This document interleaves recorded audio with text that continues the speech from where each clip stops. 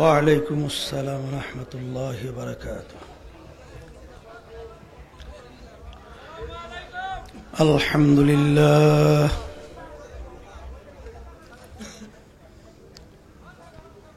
الحمد لله نحمده ونستعينه ونستغفره ونؤمن به ونتوكل عليه ونعوذ بالله من شرور أنفسنا من يهده الله فلا مضل له ومن يضلله فلا هادي له ونشهد أن لا إله إلا الله وحده لا شريك له ونشهد أن محمدا عبده ورسوله. أما بعد فأعوذ بالله من الشيطان الرجيم. بسم الله الرحمن الرحيم. يا أيها الذين آمنوا اذكروا الله ذكرا كثيرا وسبحوه بكرة وأصيلا. صدق الله العلي العظيم. সবাই দুরূদ শরীফ পড়ি। আল্লাহুম্মা সাল্লি আলা সাইয়্যিদিনা সাল্লাল্লাহু আলাইহি ওয়া আলা আলিহি ওয়া আসহাবিহি ওয়া বারাকা ওয়া সাল্লাম। আল্লাহুম্মা সাল্লি আলা সাইয়্যিদিনা ওয়া নাবিয়িনা শাফি'িনা ওয়া হাবিবিনা ওয়া মাওলানা মুহাম্মদ সাল্লাল্লাহু আলাইহি ওয়া আলা আলিহি ওয়া আসহাবিহি ওয়া বারাকা ওয়া সাল্লাম। আল্লাহুম্মা সাল্লি আলা সাইয়্যিদিনা ওয়া নাবিয়িনা শাফি'িনা ওয়া হাবিবিনা ওয়া মাওলানা মুহাম্মদ সাল্লাল্লাহু আলাইহি ওয়া আলা আলিহি ওয়া আসহাবিহি ওয়া বারাকা ওয়া সাল্লাম। শুকরিয়া আদায় করতেছি মহান রব্বুল আলামিনের দরবারে। রব্বুল আলামিন আমাদেরকে অগ্রহায়ণ মাসের মাহফিলের দ্বিতীয় দিন প্রথম বৈঠক অর্ধমরা ঘুম থেকে সুস্থ সহি সালামতে রেখে ফজরের নামাজ জামাত সহকারে আদায় করার তৌফিক দান করলেন। হাদিসের ভিতরে আরসাল্লাহ রাসূল সাল্লাল্লাহু আলাইহি ওয়াসাল্লাম বলছেন, এশার নামাজ জামাত সহকারে আদায় করতে পারলে অর্ধ রাত্র নফল ইবাদতের সওয়াব বান্দার আমলনামায় লেখা হয়। অনুরূপভাবে ফজরের নামাজ জামাত সহকারে আদায় করতে পারলে বাকি অর্ধরাত্র নফল ইবাদতের সওয়াব বান্দার আমলনামায় লেখা হয়। এক কথায় এশার নামাজ ফজরের নামাজ জামাত সহকারে আদায় করতে পারলে সারা রাত্র নফল ইবাদতের ভিতরে লিপ্ত থাকলে যেই পরিমাণ সওয়াব পাওয়া যায় ওই পরিমাণ সওয়াব আল্লাহ বান্দার আমলনামায় লিখে দেয়। রব্বুল আলামিন আমাদেরকে তৌফিক দান করছেন অনেককেই, আমরা এশার ফজরের নামাজ জামাত সহকারে আদায় করতে পারছি। শুকরিয়া তার সবাই বলি আলহামদুলিল্লাহ। ফজরের নামাজের পরে সূর্য উদয়ের আগে সময়টা অত্যন্ত একটা মূল্যবান সময়। এই সময়টার ভিতরে মানুষের তেমন একটা কাজও থাকে না। বেহুদা কথাবার্তা বললে মাকরু তাহারিমের গুনাহ হয় কোন কোন ইমামের মতে। আমাদের ইমামের মতে মাকরু তানজির গুনাহ হয়। এক কথায় গুনার থেকে খালি না। আল্লাহ রাব্বুল আলামিন তার প্রত্যেকটা বিশ্বাসী বান্দাবান্দি,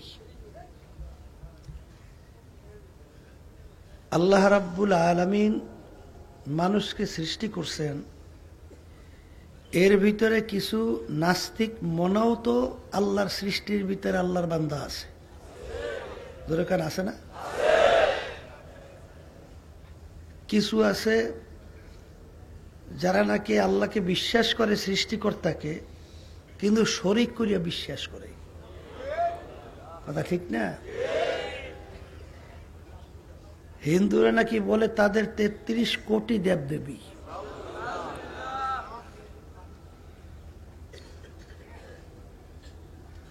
একেবারে নিরেট এক আল্লাহর উপরে ঈমান আনন্য বান্দা বান্দীদেরকে আল্লাহ বলতেছেন,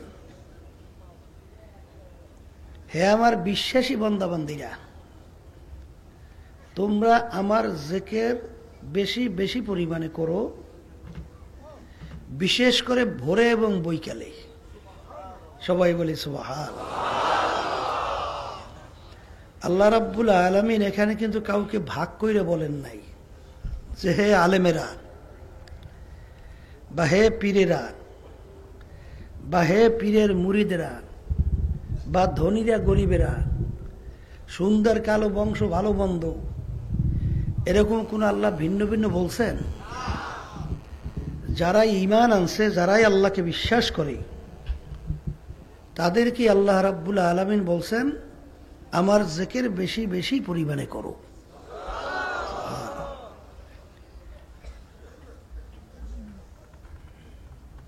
বেশির কিন্তু কোনো সীমা বলা হয় নাই, সংখ্যা বলা হয় নাই। চরমনাইতে লোক হয় তাও বেশি, হজের ভিতরে লোক হয় তাও তো বেশি, আবার বিভিন্ন এলাকায় মাহফিল হয় বলে তাও তো বেশি। তো বেশির কোনো সংখ্যা সীমা আছে? আল্লাহ রাসূল সাল্লাল্লাহু আলাইহি ওয়াসাল্লাম একটা সীমা বলছেন, আকসিরু যিকরাল্লাহি হাত্তা ইয়াকুলু মাজলুম। হে আমার উম্মতেরা, তোমরা এই পরিমাণ আল্লাহর জিকির বেশি করো, দুনিয়াদার ফাসিক ফুজ্জাররা তোমাদেরকে দেখে যেন পাগল বলে, টিটকারি মারে, যে লোকটার কি হইল, নাউজুবিল্লাহ, একটু বাইরে বলে আল্লাহর জিকিরকে যে হুকুর হুকুর করে কেন? তখন রাগ হইয়েন না, তখন আল্লাহর শুকরিয়া আদায় করেন যে আল্লাহর রহমত, আল্লাহর জিকিরের হক আদায় হয়েছে। কিন্তু বর্তমান যুগে দেখা যায়, আলহামদুলিল্লাহ, আল্লাহ শুকরিয়া কোটি কোটি, যে সর্বনায় মুরিদদেরকে একটু আল্লাহর জিকির বেশি করতে আল্লাহর রহমতে দেখা যায়।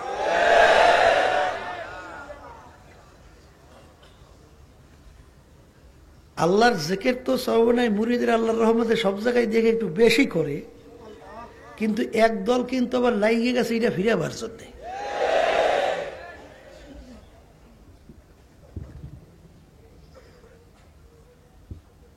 এক লোক আসছিল, সমাজভিত্তিক, খুব দুষ্ট প্রকৃতির ছিল, এমনকি নাচ গান ড্যান্সের ভিতরে লিপ্ত থাকতো। এক কথায় গ্রাম্যেরা কয় না, মাস্তান কেসেমের এই কায়দার। আল্লাহ রাব্বুল আলামিন কবুল করছেন, চরমনাইয়ের মুজাহিদরা চরমনাইতে এই ধরনের লোক আনার জন্য কি যে পাগল হয়ে যায়, হাতে পায়ে ধরিয়া কোনো কায়দায় চরমনাই ময়দানে আল্লাহ কবুল করছেন, নিয়ে আসছে। আসার পরে আল্লাহ রাব্বুল আলামিন দ্বীনের বুঝ দান করছে। এখন আল্লাহর বান্দা বাড়িতে যাইয়া 5 ওয়াক্ত নামাজ পড়ে, মসজিদে বসে আল্লাহর জিকির করে। এখন একজন যাইয়া বলতেছে, তুমি এটা করো কি, এটা তো জায়েজ নেই। সে লোক তো একটু আনাটা কেসে আমি তো বুঝছিনি আগে। এখন সে বলতেছে যে আমি যে আগে ড্যান্স গান বিভিন্ন চাঁদাবাজি বিভিন্ন মেয়েদেরকে নাচ গানের ভিতরে লিপ্ত রাখতাম, এটা কি তো দেখছেন? তো কথা দেখছি। তখন আমার বাড়ি দাওয়াত দিছি, দাওয়াতও তো খাইছেন? কলা খাইছি তো। হাদিয়া দিয়েছিলাম, হ্যাঁ মনে আছে? হ্যাঁ মনে আছে। নেছিলেন তো? কলা নিয়েছিলাম। তখন তো একবার বলেন নাই যে তুমি যে করো এটা জায়েজ নাই। আর এখন আল্লাহ রাব্বুল আলামিন আমাকে একটু দিনের বুঝ দিচ্ছে। এখন আমার গুনার জন্য আমি আল্লাহর কাছে কান্দাকাটি করি, মাফ চাই। আমি একটু আল্লাহকে রাজি খুশির উদ্দেশ্যে আল্লাহর জিকির করি। এখন তুমি এইটা বলতে আসো নাজায়েজ? এই লাডি দেখছো পিডিয়ানে চলে একেবারে সোজা করে দেবে। এইরকম কিন্তু এক পদের আছে, দেখবেন আল্লাহর জিকির শুনলে মনে সহ্যই করতে পারে না। কথা ঠিক না? আমি আমার বাজানদেরকে বলবো,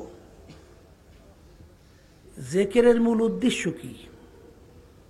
নামাজ ঠিক হওয়া, সুন্নাত তরিকের উপরে আবুল মজবুত হওয়া। আগে হারামের ভিতরে লিপ্ত ছিল, এখন হারাম থেকে আল্লাহর রহমতে বাইচে থাকা। ফরজ ওয়াজিব সমস্ত আমলের উপরে মজবুত থাকা।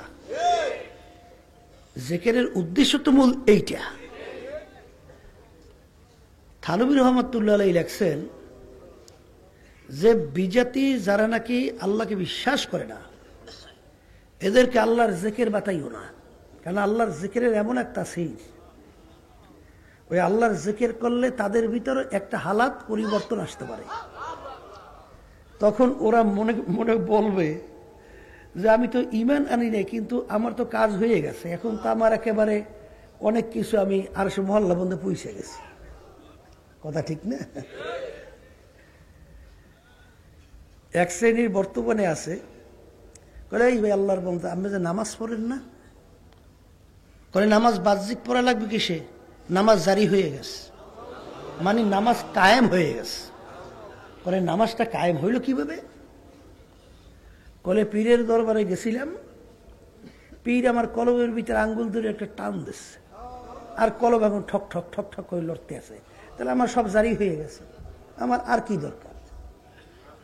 তা কলব ঠক ঠক করা, জীবনেও যদি কলব ঠক ঠক না করে, এই জন্য জাহান্নামের হুকুম কয় বছর? 1 সেকেন্ডও আছে। কিন্তু এক ওয়াক্ত নামাজ যদি কেউ ইচ্ছা কইরা কাজা করে, যেমন জহুরের ওয়াক্তের নামাজ পড়বে বলতে বলতে অন্য ওয়াক্ত আসছে, অর্থাৎ আসরের ওয়াক্ত আসছে, কেউ যদি ইচ্ছা কইরা জহুরের ওয়াক্তের নামাজ আসরের ওয়াক্তে যে কাজা কইরা পড়ে, নামাজ পড়ছে কি কইরা? এই অপরাধের জন্য দুনিয়া এবং আখিরাতের সময় হিসাব করার পরে দেখা গেছে কোরআন এবং হাদিস অনুযায়ী 2,88,00,000 বছর জাহান্নামের আগুনের ভিতরে জ্বলতে হবে। জোরে বলেন নাউযুবিল্লাহ।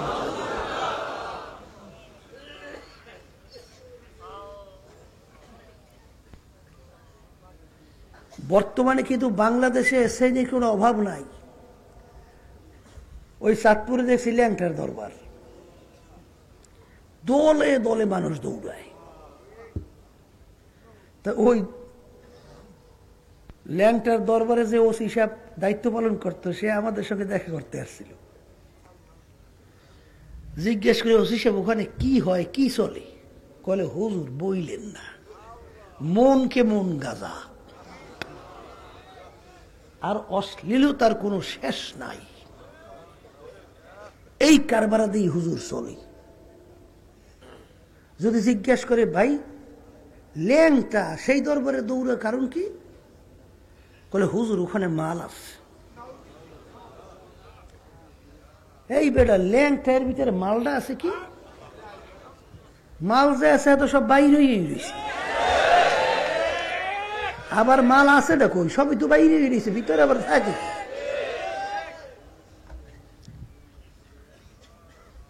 এই জন্যই এক আল্লাহর ওলি বুঝাতে চাই বলছিলেন, গার হাওয়া পে ওরতা হ্যায় রাতো দিন, তারকে সুন্নাত জুকার শয়তানগি। একটা লোক হাওয়ার উপরে দিয়ে উড়িয়ে যায়, পানির উপরে দিয়ে হাইটা চইলে যায়, পানির ভিতরে ফুক দিলে টকবক করে উতলাইতে থাকে, তার ভিতরে যদি সুন্নাত না থাকে সে একজন আল্লাহর অলি তো দূরের কথা, ওটা একটা শয়তানের সাগরে। আব্বাজান রহমাতুল্লাহি আলাই উদাহরণ দিয়ে বলতেন, আব্দুল কুদ্দুস গঙ্গোহী রহমাতুল্লাহি আলাই ঘটনা। নতুন অনেক বাজানরা আসছেন, দেখা করছেন বিভিন্ন দরবারের। আমার বাজানদেরকে বলবো, এক হিন্দু সাধক সাধনা করতে করতে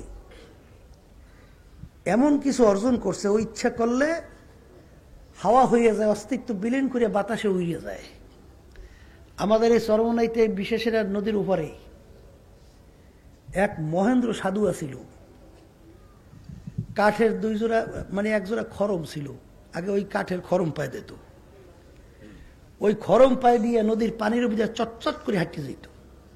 বিরাট আল্লাহর ওলি না, বলেন কি পানির উপর দিয়ে চটচট করে হাইটে যায়, বিরাট কামেল না? তাই পানির উপর দিয়ে হাইটে যায়, এটা কি যায় সেই কথা নাকি? তো হিন্দু সাধক ইচ্ছা করলে পানি হয়ে যাইতে পারে। এই লোকের দিকে তাকানোর সঙ্গে সঙ্গে সমস্ত রোগ ভালো। এখন এই অবস্থা দেখে লোক কি আর ধৈর্য বাইতে রাখা যায়? দলে দলে সোর্স। আব্দুল কুদ্দুস গঙ্গোহী রহমাতুল্লাহি আলাইহি চিন্তা করলেন যে সর্বনাশ, মানুষ তো বেঈমান হয়ে যাইতেছে। তিনিও চলে গেলেন ওই হিন্দু সাধকের ওই জায়গায়, যাইয়া লোকজনকে জিজ্ঞেস করে, সাধক কোথায়? বলে, হুজুর সাধক তো এই ঘরটার ভিতরেই। করে ঘরের দরজা জানলা কোথায়? বলে, হুজুর ঘরে কোনো দরজা জানলা নাই। সাধক ঢোকছে কিভাবে? বলে, হুজুর ওই যে সুইচের মতো একটা ছিদ্র দেখা যায়, বাতাস হইয়া ওই ছিদ্রের ভিতরে, কলে ওই ছিদ্র বাতাস হইয়া ছিদ্রের ভিতরে ঢুকছে। কলে সর্বনাশ। আল্লাহ কুদরত, আব্দুল কুদ্দুস গঙ্গোহী রহমাতুল্লাহি আলাইহি তিনি আল্লাহর কুদরতে বাতাস হয়ে গেছে, বাতাস হইয়া তিনি ওই ছিদ্র দিয়ে ঢুকছে। তুই কে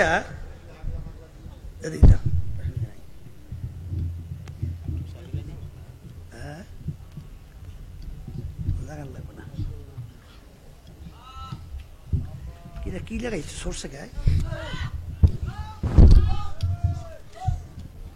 চাপ দিলে কেমন লাগবে না? ভালো করে চাপ দিয়ে উঠতে যায়, ওই দেখতে যায়।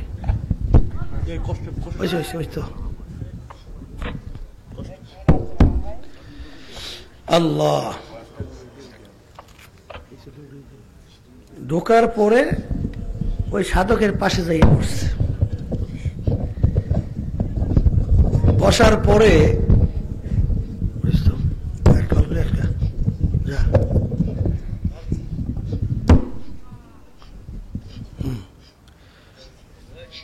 সাধক বলছে, তো যেই সেই লোক না। জিজ্ঞাসা করে, হুজুর আপনি কে? বলে, আমি আব্দুল কুদ্দুস গঙ্গোহী।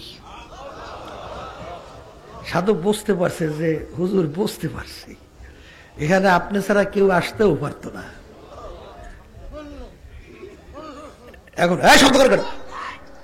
সাধক বলতেছে, হুজুর বলতেছে, সাধক তুই সাধনা করে কি পাইছো? বলে, আমি ইচ্ছে করলে হুজুর পানি হইতে পারি, বাতাস হইতে পারি। বলে, একটু পানি হইয়া দেখাও। সাধক তার সাধনা বলে পানি হয়ে গেছে। হুজুরের পকেটে রুমাল ছিল, পানির ভিতরে ভিজাইয়া রুমাল পাশে রাখছে। অস্তিত্ব আসার পরেই এখন সাধক বলতেছে, হুজুর আপনি সাধনার পরে কি পেয়েছেন? বলে, আমিও তোমার মতো পানি হতে পারি। বলে, হুজুর একটু দেখাবেন না? বলে, শর্ত হইল তুমি যখন পানি হইছিলা তখন তোমার পানির ভিতরে রুমাল ভিজাই আমি রাখছি, রুমালটাই। আমি যখন পানি হব তখনও একটা রুমাল ভিজাইয়ে তুমি রাখবা। হুজুর আল্লাহর কুদরত, তিনিও পানি হয়ে গেল। রুমাল ভিজাইয়ে পাশে রাখছে। হুজুর অস্তিত্ব আসার পরে জিজ্ঞেস করে, সাধক তোমার রুমাল কোনটা, আমার রুমাল কোনটা? বলে হুজুর আপনার রুমাল এইটা, আমার রুমাল এইটা। এখন বলে তোমার রুমালটা একটু ঘেরান নিয়ে দেখো। ঘেরান নিয়ে দেখে এসছে দুর্গন্ধ, নমুনা দুনিয়ার ভিতরে দ্বিতীয় আর পাওয়া যায় না। আমার রুমালটা ঘেরান নিয়ে দেখো, ঘেরান নিয়ে দেখে এসছে সুঘ্রাণ, তাও দুনিয়াতে আর নজির মেলে না। তখন সাধক বলতেছে, হুজুর ব্যাপার কি, আমার রুমাল থেকে কোনো দুর্গন্ধ আসে, আপনার এরকম সুঘ্রাণ আসে? কলে সাধক ব্যাপারটা এই। কলে তা কি? কলে কেউ যদি শয়তানের পথে সাধনা করে, সে দুনিয়াতে অনেক কিছু ব্যতিক্রম ধর্মী তার থেকে প্রকাশ পায়। তার পরিণাম হলো দুর্গন্ধ জায়গা জাহান্নাম, তার প্রমাণ হলো তোমার এই দুর্গন্ধযুক্ত রুমাল। আর আল্লাহর পথেও যদি কেউ সাধনা করে, আল্লাহ রাব্বুল আলামিন অনেক সময় ব্যতিক্রম তাদের থেকে এই কেরামত প্রকাশ করে। আল্লাহ যদি কবুল করেন, তাইলে তার পরিণাম শেষ হলো বেহেশত, সুগন্ধি জায়গা, তার প্রমাণ হলো আমার রুমাল। তখন সাধক বলতেছে, হুজুর আপনি আমাকে কালিমা পড়াইয়ে মুসলমান বানাইয়া দেন। গার হাওয়া পে ওরতা है रातों दिन, তর্কে সুন্নাত জুকার শয়তানগিন। এক শ্রেণী মানুষ কিন্তু বর্তমানে বের হয়েছে, সুন্নাত লাগে না, সুন্নাতের গুরুত্ব নাই, আছে না নাই? আল্লাহর মোহাব্বত তালাশ করে, কোনদিন পাবে? কারণ আল্লাহ রাব্বুল আলামিন বলছেন, কুল ইন কুনতুম তুহিব্বুনাল্লাহ ফাত্তাবিউনি ইউহিব্বুকুমুল্লাহ। হে রাসূল আপনি বলে দেন, যারা আমার মোহাব্বত চায়, আমাকে মোহাব্বত করতে চায়, সে তারা যেন আপনার অনুসরণ আপনাকে মোহাব্বত করে। এই তাহলে আল্লাহর নবীর মোহাব্বত ছাড়া আল্লাহর মোহাব্বত পাওয়া যায়? তাহলে আল্লাহ নবীর মোহাব্বতের অর্থ কি? বুকে থাপড়া থাপড়ি করা নবীর মোহাব্বতে? অস্থির নবীর মোহাব্বতে হাতের ভিতরে খালি চুমু লাগানো? এই নবীর মোহাব্বতের লাফ হয়ে দাঁড়িয়ে যাওয়া, নবীর মোহাব্বতে অস্থির হাহুতাস করা, এই নবীর মোহাব্বত না? বর্তমানে কিন্তু এক শ্রেণী বের হয়েছে, এই নামাজ নাই রোজা নাই, নবীর মোহাব্বতের আশেকদেরকে দেখছি, আমার নবীর অপমান করে আশেকরা তো আর রাস্তায় দেখি না। ঠিক না বেশি? এই এর নাম আশেক তো না? ওদিকে বুক থাপড়া থাপড়ি, ওদিকে আবার ছুরি ধইলে বুক ছেড়ে, আবার লাফাইয়ে যদি না দাঁড় হয়, সর্বনাশ, এমন ক্ষিপ্ত হয় মনে হয় যেন মুসলমানের মধ্যেই নাই। কথা ঠিক আছে না নাই? আমার বাজারদের জিজ্ঞেস করি, বাজার শরিয়া যেটাকে যে অবস্থায় রাখছে, ওইটা ওই অবস্থায় রাখার নামই হলো শরিয়াত, এবং ওইটা মানার নামই হলো মুসলমান। গুলুফিদ্দিন, দিনের ভিতরে বাড়াবাড়ি করা সম্পূর্ণ হারাম। এই জন্য আমার বাজানদেরকে বলবো, অনেক সময় বলি, ইমানের পরেই সর্বপ্রথম কিয়ামতের ময়দানে আল্লাহ রাব্বুল আলামিন প্রশ্ন করবেন নামাজের। কি প্রশ্ন? নামাজের ভিতরে মূলত 4টা কাজ। কয়টা কাজ? দাঁড়ানো, রুকু, সেজদা, বসা। কথা ঠিক? আচ্ছা বলেন তো, নামাজের ভিতরে দুরূদ শরীফ নাই? দাঁড়ানো অবস্থায় দুরূদ শরীফ পড়ছেন কে কে? কেউ পড়ছেন? রুকু অবস্থায় পড়ছেন? সেজদা অবস্থায় পড়ছেন? এই দুরূদ শরীফ পড়ছেন তো কোন অবস্থায়? বসা অবস্থায়। আচ্ছা, যখন দুরূদ শরীফ তেলাওয়াত করছেন, তখন আল্লাহ রাসূল সাল্লাল্লাহু আলাইহি ওয়াসাল্লামের নাম আসে নাই? তখন আপনি দাঁড়াইলেন না কেন? তখন সম্মানটা কি করলেন? তখন আল্লাহ রাসূলের নাম আসে তো, তখন তার সম্মানে কেন দাঁড় হইলেন না? তখন দাঁড়াইলে নামাজ থাকবে? হ্যাঁ হ্যাঁ। তারপর আমার আব্বাজান বলতেন, এইটাকে যদি কেউ ফরজ, ওয়াজিব, সুন্নাত, মুস্তাহাব কিছুই মনে না কইরা এমনি নবীর মোহাব্বতে দাঁড় হইছে, আছে না একটা, এমনি আমরা কই এমনি এমনি বরিশাল যারা কই এমনিই দাঁড় হয়েছে, কোনো ফরজ ওয়াজিব সুন্নাত ওয়াজিব এটা মনে করে নাই। এই জন্য এইটা নিয়ে কেউ বাড়াবাড়ি ঝগড়াঝাটি করিও না, কারণ ফিতনা এক ক্ষেত্রে হাদিসের ভিতরে আছে যে কতলের চেয়েও মারাত্মক হয়ে দাঁড় হয়। অনেক কিন্তু বাড়াবাড়ি করি। আব্বাজান রহমতুল্লাহি আলাই, আল্লাহ কুতুবের যে একটা গুণ ছিল, সে আলোচনা করলে কোন ধরনের কোন দল কষ্ট তো পাইতই না, বরং সবাই ওই কথা সই না, মূল জিনিসটা ধইরা পরিবর্তন হয়ে যাইত। আর এক দল আছে উঠেই আর এক দলের এমন গালাগালি শুরু করে, তেমন এরা ওয়াজ শুনবে কি, উঠতে হেরাও গালাগালি শুরু করে। আসলে এই যে আমার বাজানদেরকে বলবো যে খবরদার কোনো বাড়াবাড়ি ঝগড়াঝাড়ি এটা কিন্তু করা যাইবে না, করা যাইবে এইটা বিশেষ করে লক্ষ্য রাখা। এই জন্যই তো আল্লাহ রাব্বুল আলামিন সর্বদিক থেকে বরকত দান করছে। এরকম কিন্তু একদল আছে, গার হাওয়া পে ওরতা है रातों दिन তরকে সুন্নাত জু করে শয়তানগীন। একটা লোক হাওয়ার উপর দিয়ে উইরা যায়, পানির উপর দিয়ে হাইটা চইলা যায়, কলব ঠক ঠক করে লড়তে থাকে, তার ভিতরে যদি সুন্নাত না থাকে ও আল্লাহর ওলি তো দূরের কথা, শয়তানের একজন শাগরেদ। কথাটা বুঝাইতে পারছি তো? মনে থাকবে? শয়তানের কি?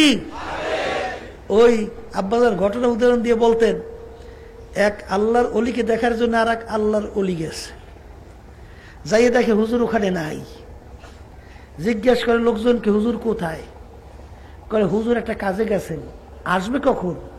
বলে অমুক সময়। কত অনেক সময়, আমার এত সময় তো নাই। তাহলে হুজুর কোন জায়গাটায় বসে, একটু জায়গাটা দেখেন, একটু বরকত হাসিল করে যাই। এখন খাদেম বলতেছেন, হুজুর ওই পাথরের উপরে নামাজ পড়ে।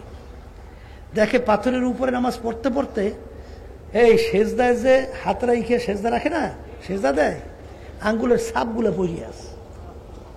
দেখে আঙ্গুলগুলো সেজদার ভিতরে ফাঁকা ফাঁকা। তখন সেই আল্লাহর ওলি বলতেছেন যে চলো, এই আল্লাহর ওলির সঙ্গে দেখা করা দরকার নাই। বলে তা কেমন? বলে নামাজে সেজদার ভিতরে আঙ্গুলগুলো বুঝাই রেখে সেজদা করা যে সুন্নাত, এতটুকু যার তাহকিক নাই সে আল্লাহর ওলি হতে পারে না। চলো, এই ওলির দোয়া লাগবে না। এই জন্য আমার বাজানদেরকে বলবো, তাই নবীর মোহাব্বতের পরিচয় কি? নবী বলতেছেন, মান আহাব্বা সুন্নাতি ফাকাদ আহাব্বানি, যে নাকি আমার সুন্নাতকে মোহাব্বত করলো, সে গোয়াকে আমি রসুলকেই মোহাব্বত করলো। যে সুন্নাত মোহাব্বতে সে রসুল কি কি, এটা ভালো করে বুঝছেন।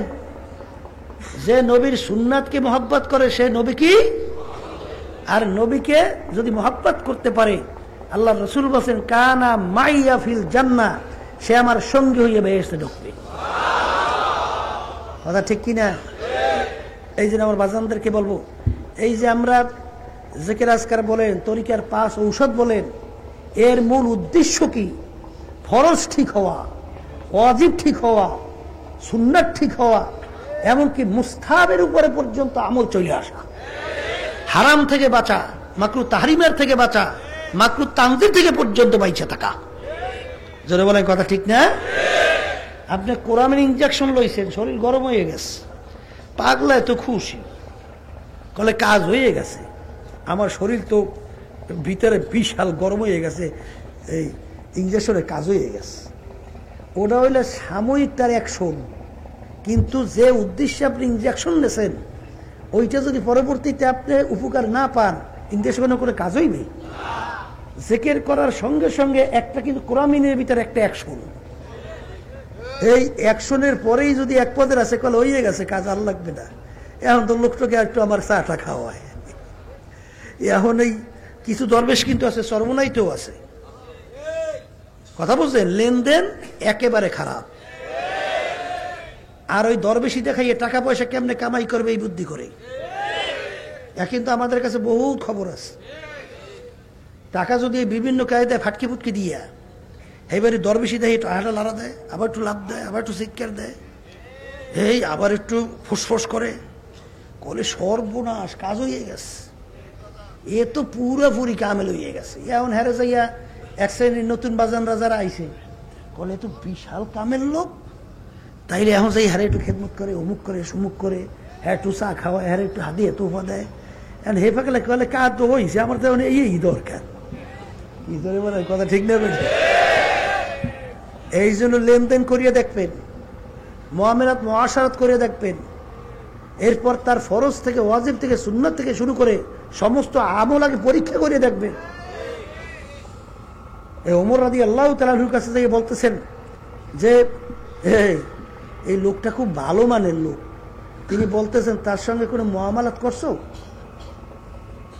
তার সাথে কোনো লেনদেন করছো? আগেই যে সার্টিফিকেট দিয়ে দিয়েছো লোকটা খুব ভালো মাপের লোক। এক আল্লাহর ওলির দরবারে 20 বছর পর্যন্ত খাদেম খেদমত করছে, গেল হুজুর আপনার তো কোনো কেরামত টেরামত দেখলাম না।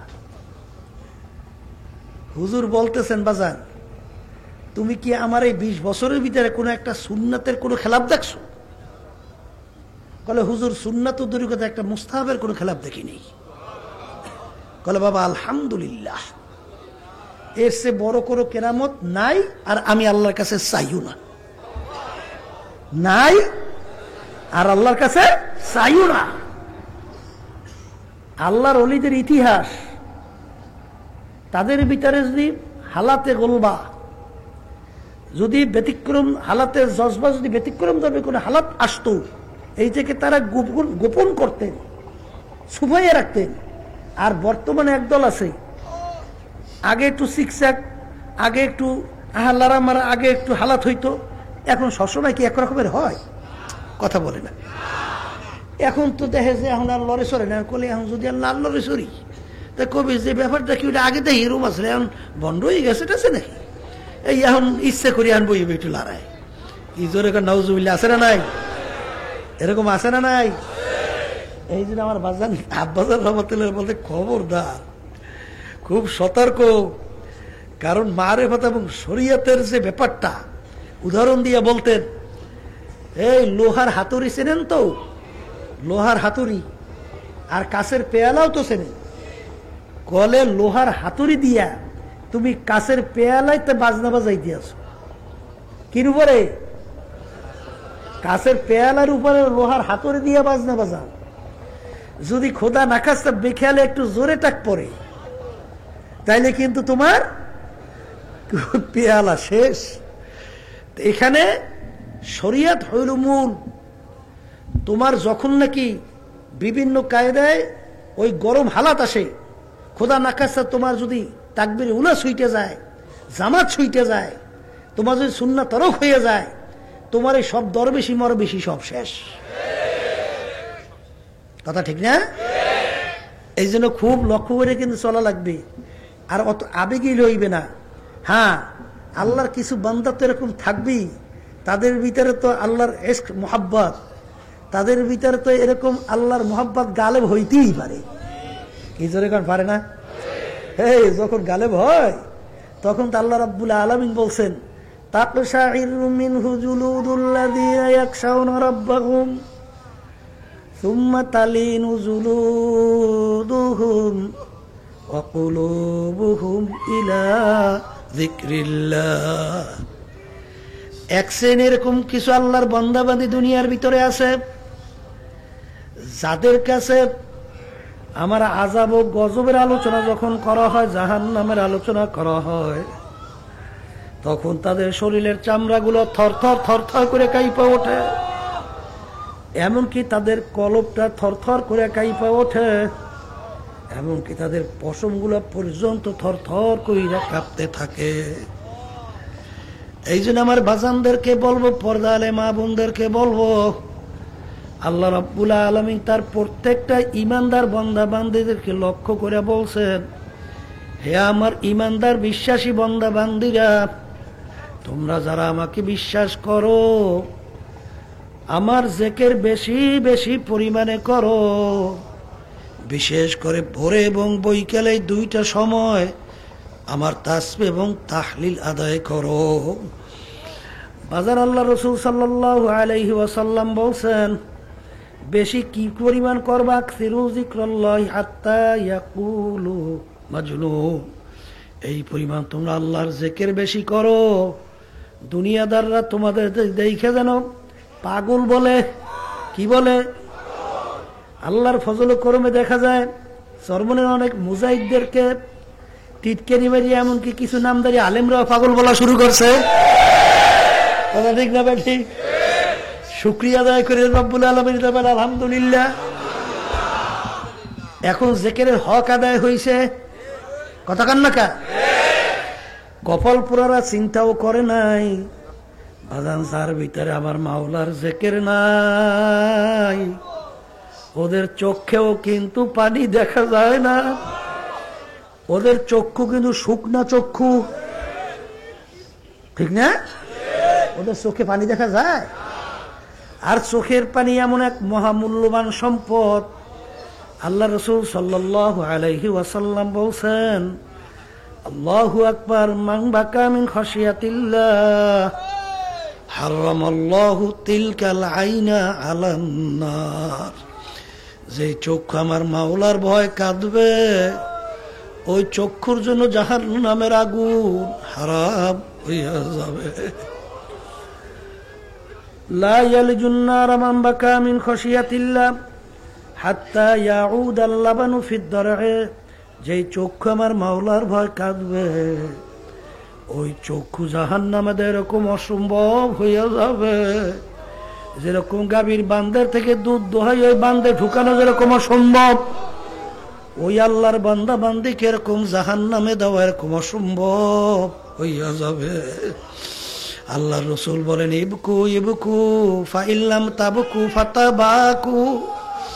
এ আমার উম্মতেরা কান্দ কান্দ, কান্না না আসলে কান্নার ভান ধরো। আল্লাহ রাব্বুল আলামিন বলেন, আল্লাহু আকবার, ফালিয়াদহাকু কালিলাও ওয়ালিয়াবকু কাসীরা। হে আমার বান্দা বান্দীরা, বেশি বেশি পরিমাণে কান্দো, কম কম হাসো। বাজান সাহাবায়ে কেরামদের ইতিহাস পড়েন, আল্লাহর ওলিদের ইতিহাস পড়লে দেখবেন ওমর ফারুক রাদিয়াল্লাহু তাআলা আনহু অর্ধেক দুনিয়ার রাজত্ব করলেন। তিনি মাওলার ভয়, মাওলার জাহান্নামের ভয়, কানতে কানতে গাল মোবারকের ভিতরে কালো দুইটা দাগ পড়ে গেছিল। লোকেরা বলে, আমির কালো দাগ ভালো দেখা যায় না, ঔষধ লাগান ভালো হবে। আমির বলে, ও আমার সাথীরা, কিয়ামতের মাঠে আমার মালিক যখন জিজ্ঞাসা করবে, ওমর তুমি কি আমল নিয়ে আসছ? আমি দেখি আমার আমলের ভিতরে কোনো ত্রুটির অভাব নাই। আমি যেন বলতে পারি, মালিক আর কিছু আনতে পারি না, শুধু আপনার ভয়, আপনার জাহান্নামের ভয়। কানতে কানতে গালের ভিতরে দুইটা কালো দাগ পরে নিয়ে আসছি। আমাদের এই তরিকার মুরব্বী রশিদ আহমদ গাঙ্গুই রহমাতুল্লাহ আলাইহি বাজান, তিনি কানতে কানতে বুড়া বয়সে চক্ষু দুইটা অন্ধ হয়ে গেছিল। আল্লাহু আকবার। সাগরেতরা বলে, হুজুর চক্ষু অপারেশন করেন, ভালো হইয়া যাবে। তখন তিনি বলে, বাজার চক্ষু অপারেশন করলে আমার নামাজ কাজা হইয়া যাবে, নামাজ কাজা করে ওই চক্ষু আমার লাগবে না। তখন এমন এক আধুনিক ডাক্তার নিয়ে আসলো, আইসা বলতেছে, হুজুর এশার নামাজের পরে চক্ষু অপারেশন করব, ফজরের নামাজ জামাত সহকারে আদায় করতে পারবেন। তখন তিনি কান্দে আর বলে, আমার সাথীরা, হাদিসের ভিতরে আসছে আল্লাহ রাব্বুল আলামিন কিয়ামতের ময়দানে কোন অন্ধের কাছে সুয়াল প্রশ্ন করবেন না। আমি রশিদ আহমদ চাই কিয়ামতের ময়দানে যেন অন্ধ অবস্থায় উঠি, আমার কাছে আমার মাওলা যেন কোনো প্রশ্ন না করে। কারণ হাদিসের ভিতরে আসছে কিয়ামতের ময়দানে আমার মাওলা যদি কারো কাছে প্রশ্ন কইরা বসে, সে আর সামনে যাওয়ার কোনো কায়দা নাই। আল্লাহু আল্লাহ। এ দুনিয়াদার পাগল আমার বাজানরা, আল্লাহর জিকিরের মাধ্যমে পাথুরিয়া দিল আল্লাহর ফজলে নরম হইয়া যায়। লিকুল্লি শাইইন সিকালাতুন ওয়া সিকালাতুল কুলুবি যিকরুল্লাহ। আরে ভাইজা, প্রত্যেকটা জিনিস ময়লা হয়ে গেলে পরিষ্কার করার যন্ত্র হাতিয়ার থাকে। আল্লাহ রাসূল সাল্লাল্লাহু আলাইহি ওয়াসাল্লাম বলেন, আরে গুনার কারণে তোমাদের দিলের ভিতরে কালো দাগ পড়তে পড়তে কলবটা একটা বেরাম্যা কলবে পরিণত হয়ে গেছে। ওই কলবের জং বা কলবের ময়লা পরিষ্কার করার জন্য আল্লাহ রাসূল বলছেন তার হাতিয়ার যন্ত্র অস্ত্র হইল আল্লাহর জিকির। বাজান, এগুলা কিন্তু বুঝাবার জিনিস না, বুঝবার জিনিস। আল্লাহর জিকির কইরা দেখেন বাজান, এর ভিতরে যে আমার মাওলা কি মজা রাখছে বাজান রে। আল্লাহু আকবার। এর ভিতরে, এই রাস্তার ভিতরে যে কি মজা, এই রাস্তায় না হাঁটলে কোনোদিন বোঝানো যাবে না। ছোট বাচ্চাকে কিন্তু বাজান যত বুঝাও, কিন্তু খেলাধুলা ছুটে গেলে কাঁদবে বাজান, ওর কিন্তু বুঝা আসে নাই। আল্লাহর জিকিরের ভিতরে যে কি মজা, আমার মাওলার জিকির যারা না করবে কোনোদিন বোঝানো যাবে না। তুমি আর আমি শান্তি তালাশ করি, টাকা পয়সা বেশি কামাইয়ের ভিতরে শান্তি তালাশ করি। কেউ বা চেয়ারম্যান, মেম্বার, এমপি, মিনিস্টার, পীর, মুফতি, মুহাদ্দিস হওয়ার ভিতরে শান্তি তালাশ করি।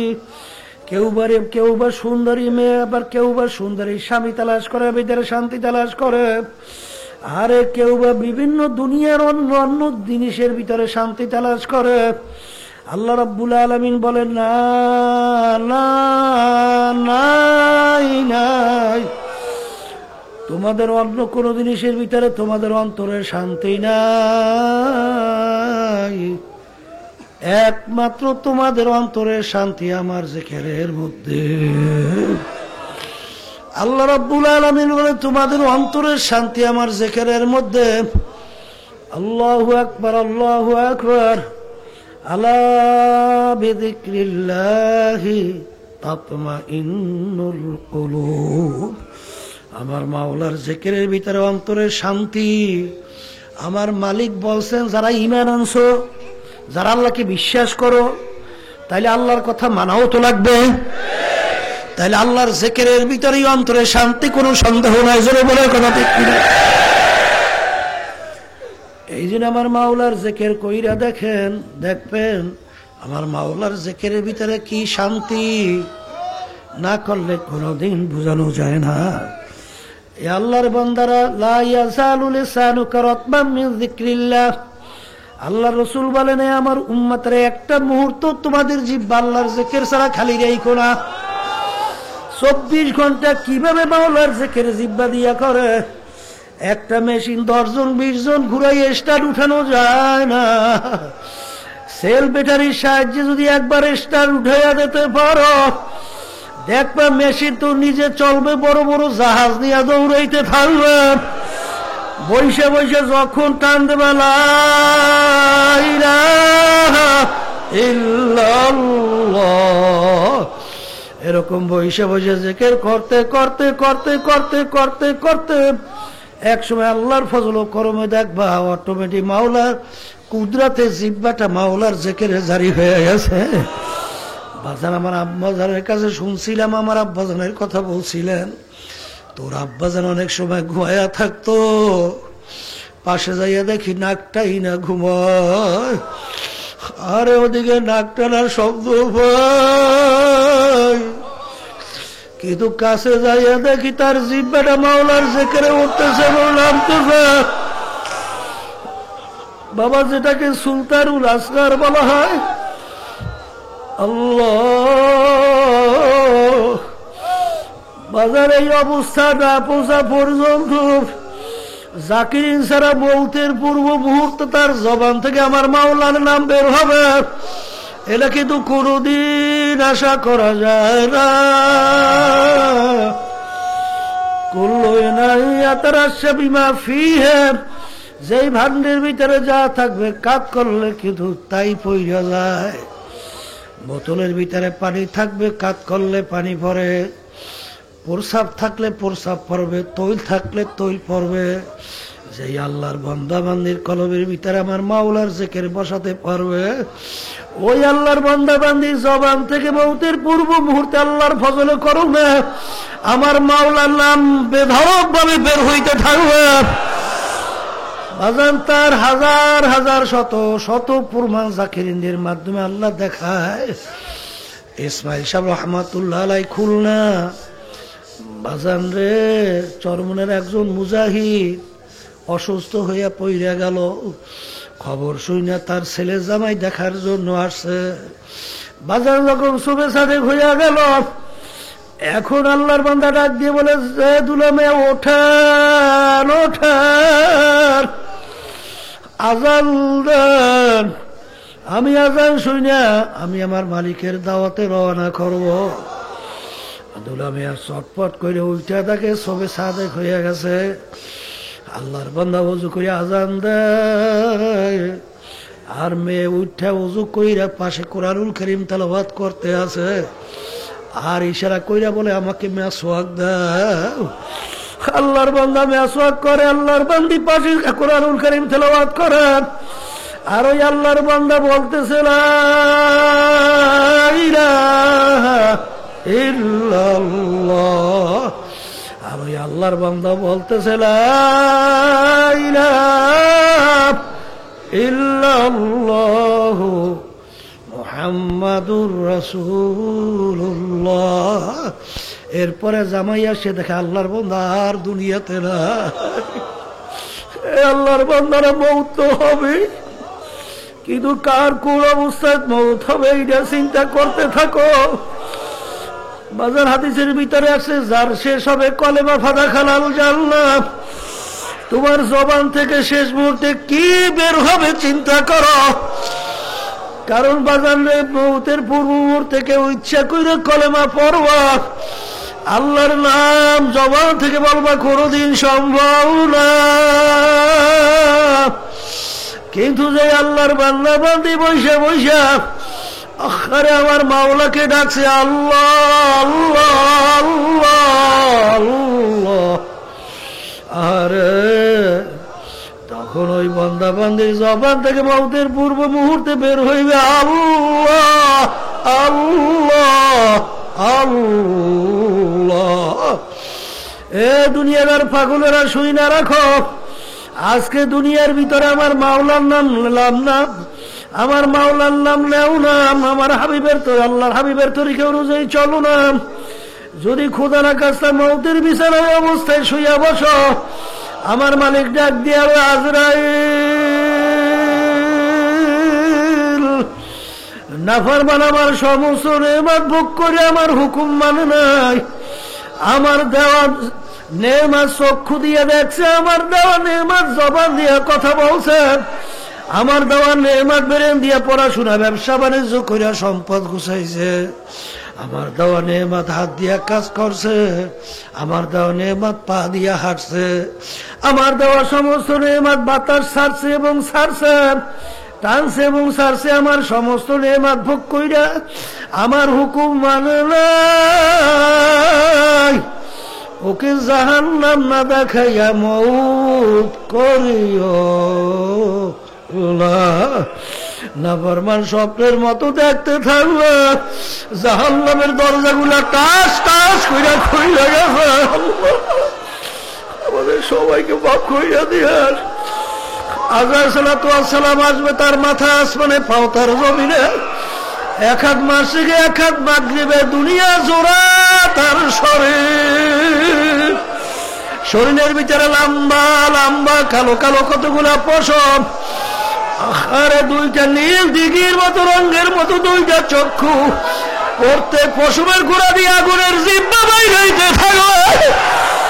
আজরাইল সালাতু ওয়াস সালাম আইসা এই অবস্থা দেখে নাফরমানের রূহ তো তার বের হতে যাবে না। আল্লাহ 360টা মাকামের ভিতরে পালাপালি শুরু করবে, ওদিকে আজরাইল সালাতু ওয়াস সালাম এসে এমন ভাবে হুঙ্কার মারে নাফার বাদ, আমার মাওলার আসমানের নিচে থাইকে আমার মাওলার জমিনের উপরে হাইটা আমার মাওলার দেওয়া নেমার সমস্ত ভোগ করে আমার মাওলার হুকুম মানু নাই। আমার মাওলার হুকুম হয়ে গেছে তোকে ধইরা নেওয়ার জন্য।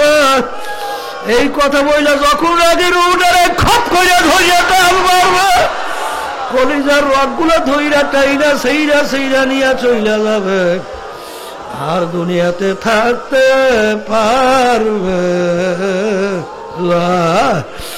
এ দুনিয়াদার পাগল আমার বাজানরা, ইব্রাহিম আলাইহিস সালাতু ওয়াস সালামের সঙ্গে আজরাইল সালাতু ওয়াস সালামের সঙ্গে দেখা।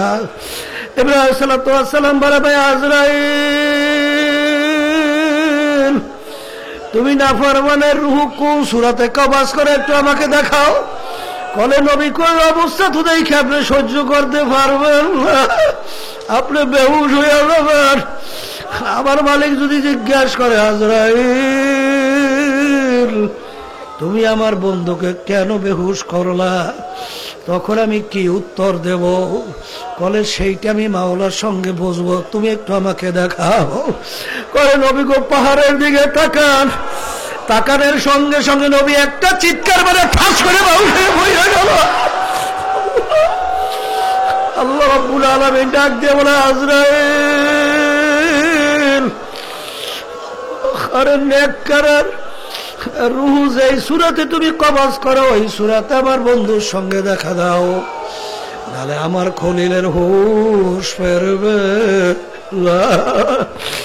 আল্লাহ, দুনিয়ার পাগল আমার বাবারা, যদি আজকে জাকিরিন হই আমার মাওলার হুকুম নবী তরিকা অনুযায়ী সইনা যদি আল্লাহর ফজলে মওতের বিছানায় পিঠখানা লাগাইতে পারো, আমার দাদা রহমাতুল্লাহ আলাইহি আমাদের পাশে ঘুমায় আছে। আমার দাদা যাদের কথা শুনছে, যখন বেশি অসুস্থ হইয়া পড়লো বাজান, আর সবাই দেখার জন্য পাশে আসিয়া ভিড় করলো। দাদা রহমাতুল্লাহ আলাইহি বলতে আছেন, তোমরা সরো, জাগা দাও, জাগা দাও, মেহমান আসতে আছে, জাগা দাও, জাগা দাও। দাদা রহমাতুল্লাহ আলাইহি সামনে হাতখানা বাড়াইয়া দিয়ে একটু মিসকি হাস দিল, এরপরে কলমা তৈয়বা লা ইলাহা ইল্লাল্লাহু মুহাম্মাদুর রাসূলুল্লাহ। এই জন্য আমার বাজানদেরকে বলবো, বাজান অত তো আর কথা বেশি দরকার নাই রে বাজান। যারা চরমনায় মুরিদ, আল্লাহর ফজলের নিয়ম অনুযায়ী চলে, একটু তাদের আমলের দিকে তাকাইয়া দেখো বাজান। আরে আর তোমার নিজের আমলের দিকে তাকাইয়া দেখো, তোমার নামাজ কেন পড়তে ভালো লাগে না, তোমার চোখে কেন পানি আসে না, তুমি সুন্নাত তরিকায় কেন চলতে পারো না, তুমি হারাম থেকে কেন বাঁচতে পারো না। আর তোমার পাশেই তাকাইয়া দেখো, আল্লাহর বান্দা জীবন গেল নামাজ ছাড়তে পারে না। যখন মসজিদে মুয়াজ্জিন সালাতু খায়রুম মিনান নাওম কইয়া যখন আওয়াজ তুলে পাগলের মতো উঠে মসজিদে দৌড় দেয়, আর তুমি কেন ঘুমাইয়া থাকো? আল্লাহর বান্দা তো ঘুমাইয়া থাকতে পারে না। তাহলে বুঝতে হবে আল্লাহর বান্দার ভিতরে তোমার ভিতরে পার্থক্য। বুঝে আসুক বা না আসুক, একটু মন মতো আমার মাওলারা ডাক। আমার মাওলাকে যদি ডাকার মতো ডাকতে পারো, আমার মালিক তোমার আমার ডাকে সাড়া না দিয়া পারবে না। যখন লাভ হইলা ডানে মাথাটা ঘুরাবা, তখন খেয়াল করো নাই কিছু নাই। আমার পীরগিরি, বর্মাগিরি, টাকার গরম, ক্ষমতার গরম, সম্মান নাই নাই। আল্লাহ বাদে কেহ মাবুদ নাই, আল্লাহ বাদে কেহ মাবুদ নাই। লা ইলাহা ইল্লাল্লাহ, লা ইলাহা ইল্লাল্লাহ।